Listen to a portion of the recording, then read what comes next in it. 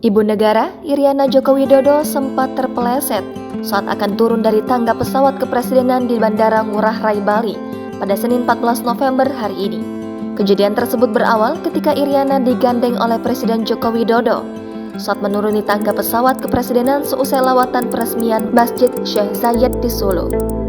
Kemudian sesampainya di tengah tangga pesawat, Iriana terpeleset dan terjatuh dengan masih menggenggam tangan Jokowi. Melihat insiden tersebut, para staf kepresidenan sigap membantu Iriana berdiri. Berdasarkan pantauan di YouTube Kompas TV, Iriana masih sanggup berjalan dan menyalami staf serta menteri yang menyambutnya. Di sisi lain, setelah Jokowi dan Iriana sampai, pesawat dari Uni Emirat Arab yang membawa rombongan Presiden Muhammad bin Zayed Al Nahyan menyusul dan mendarat di Bandara Ngurah Rai. Seperti diketahui, konferensi tingkat tinggi atau KTT G20 digelar di Bali pada 15 hingga 16 November mendatang. Ada 17 pemimpin negara yang hadir dalam konferensi tersebut. Kemarin, pada Minggu 13 November, beberapa pemimpin negara seperti Presiden Amerika Serikat Joe Biden hingga Presiden Korea Selatan Yoon Suk Yeol telah sampai di Bali.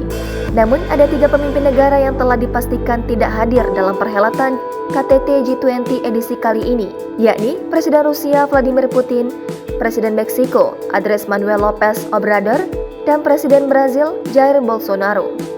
Hal ini disampaikan oleh Menteri Koordinator Maritim dan Investasi sekaligus Ketua Bidang Penyelenggara acara G20 Indonesia, Luhut Binsar Panjaitan. Jangan lupa subscribe, share, komen, dan like ya!